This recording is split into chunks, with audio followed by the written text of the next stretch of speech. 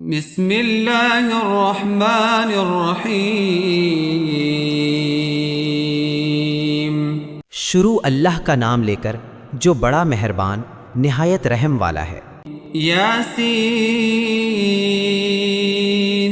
والقرآن الحکیم۔ یاسین، قسم ہے قرآن کی جو حکمت سے بھرا ہوا ہے۔ انک لمن المرسلین علی صراط مستقیم۔ اے محمد صلی اللہ علیہ وآلہ وسلم، بے شک تم پیغمبروں میں سے ہو، سیدھے رستے پر ہو۔ تنزیل العزیز الرحیم۔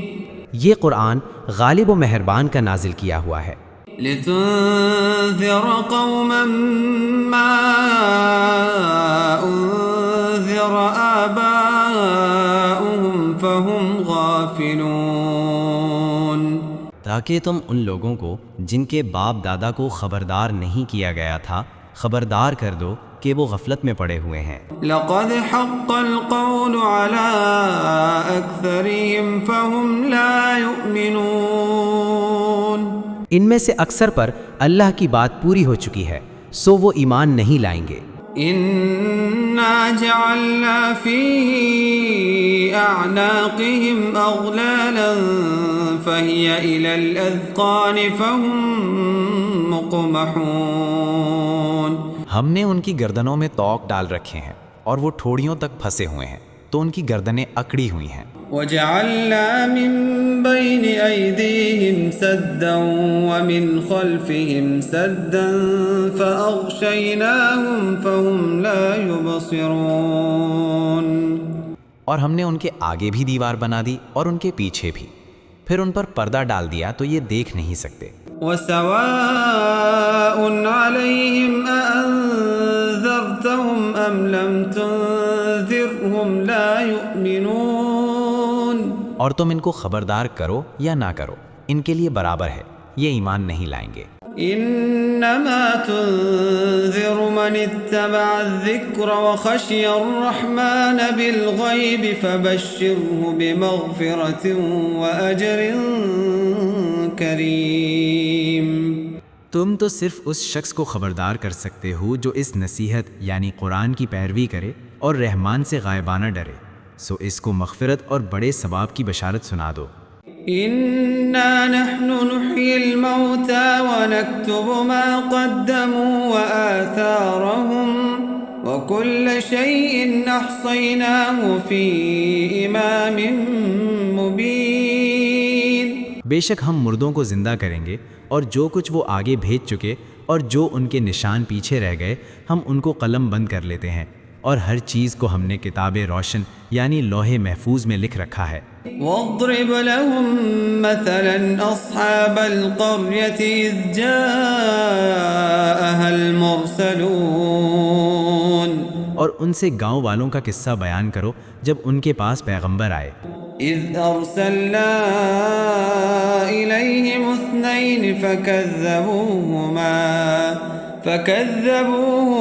فعززنا بثالث فقالوا إنا إليكم مرسلون۔ جب ہم نے ان کی طرف دو پیغمبر بھیجے تو انہوں نے ان کو جھٹلایا، پھر ہم نے تیسرے سے تقویت دی تو انہوں نے کہا کہ ہم تمہاری طرف پیغمبر ہو کر آئے ہیں۔ قالوا ما أنتم إلا بشر مثلنا وما أنزل الرحمن من شيء إن أنتم إلا تكذبون۔ وہ بولے کہ تم اور کچھ نہیں مگر ہماری طرح کے آدمی ہو، اور رحمان نے کوئی چیز بھی نازل نہیں کی، تم محض جھوٹ بولتے ہو۔ قالوا ربنا يعلم إنا إليكم لمرسلون۔ انہوں نے کہا کہ ہمارا پروردگار جانتا ہے کہ ہم تمہاری طرف پیغام دے کر بھیجے گئے ہیں۔ وما علينا إلا البلاغ المبين۔ اور ہمارے ذمے تو صاف صاف پیغام پہنچا دینا ہے۔ اور بس۔ قالوا إنا تطيرنا بكم لئن لم تنتهوا لنرجمنكم وليمسنكم منا عذاب أليم۔ وہ بولے کہ ہم تم کو اپنے لیے منحوس سمجھتے ہیں، اگر تم باز نہ آؤگے تو ہم تمہیں سنسار کر دیں گے اور تم کو ہم سے دکھ دینے والا عذاب پہنچے گا۔ قالوا طائركم معكم أئن ذكرتم بل أنتم قوم مسرفون۔ انہوں نے کہا کہ تمہاری نحوست تمہارے ساتھ ہے، کیا اس لیے کہ تم کو نصیحت کی گئی؟ نہیں، بلکہ تم ایسے لوگ ہو جو حد سے تجاوز کر گئے ہو۔ وجاء من أقصى المدينة رجل يسعى قال يا قوم اتبعوا المرسلين۔ اور شہر کے پرلے کنارے سے ایک آدمی دوڑتا ہوا آیا، کہنے لگا کہ اے میری قوم، پیغمبروں کے پیچھے چلو۔ اتبعوا من لا يسألكم أجرا وهم مهتدون۔ ایسوں کے جو تم سے صلہ نہیں مانگتے اور وہ سیدھے رستے پر ہیں۔ وما لي لا أعبد الذي فطرني وإليه ترجعون۔ اور میں کیوں اس ذات کی پرستش نہ کروں جس نے مجھے پیدا کیا اور اسی کی طرف تم کو لوٹ کر جانا ہے۔ أأتخذ من دونه آلهة إن يردني الرحمن بضر لا تغن عني شفاعتهم شيئا ولا ينقذون۔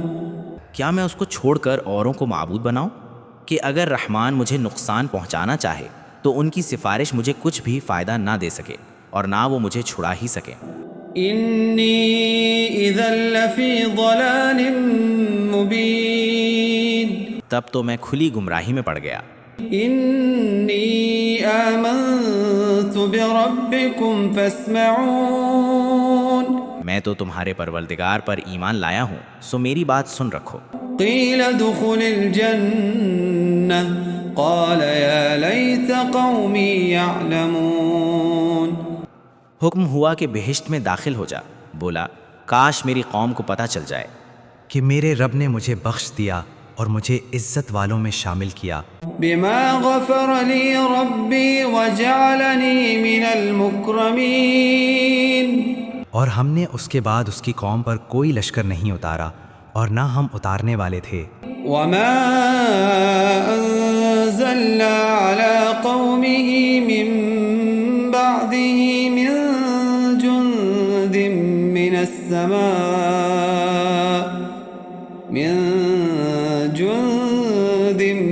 من السماء وما كنا منزلين۔ وہ تو صرف ایک چنگھاڑ تھی، سو وہ اس سے ناگہاں بجھ کر رہ گئے۔ إن كانت إلا صيحة واحدة فإذا هم خامدون۔ بندوں پر افسوس کہ ان کے پاس جب کوئی پیغمبر آتا تو وہ اس سے تمسخر ضرور کرتے۔ يا حسرة على العباد ما يأتيهم من رسول إلا كانوا به يستهزئون۔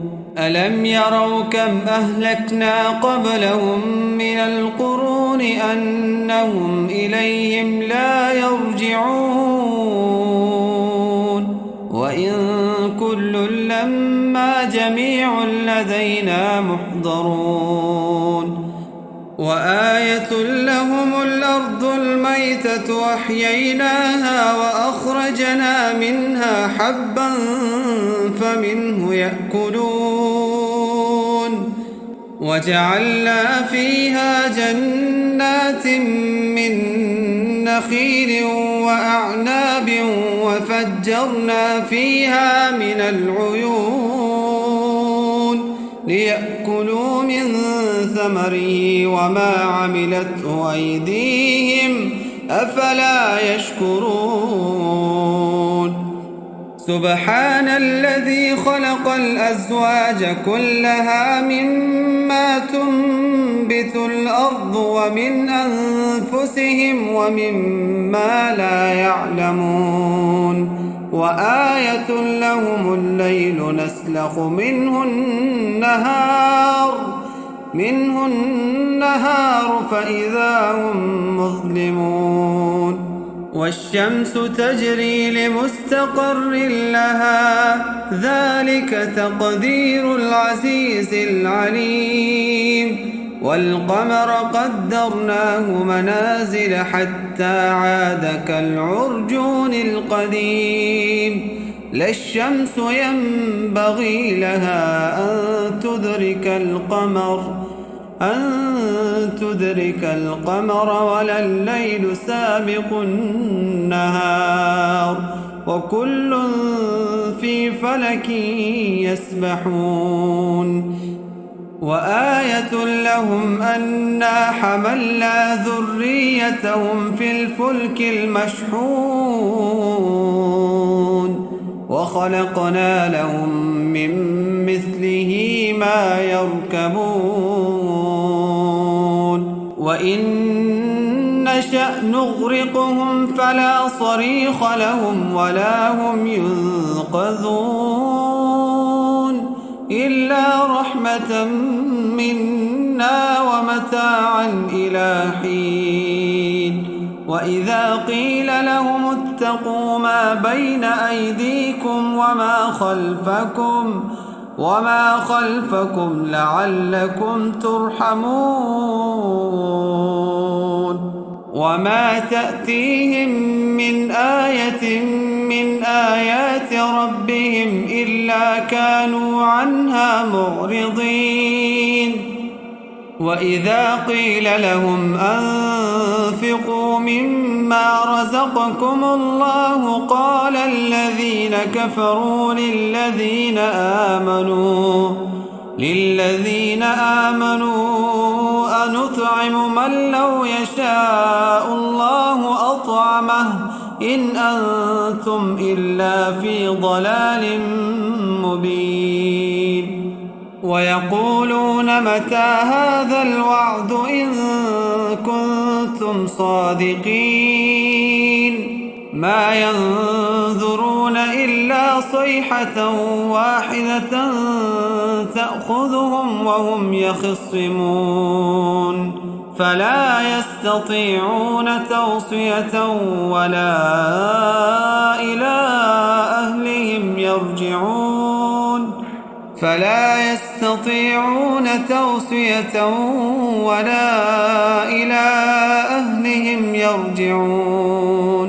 ونفخ في الصور فإذا هم من الأجداث إلى ربهم ينسلون قالوا يا ويلنا من بعثنا من مرقدنا هذا ما وعد الرحمن وصدق المرسلون إن كانت إلا صيحة واحدة فإذا هم جميع لدينا محضرون فاليوم لا تظلم نفس شيئا ولا تجزون إلا ما كنتم تعملون إن أصحاب الجنة اليوم في شغل فاكهون هم وأزواجهم في ظلال على الأرائك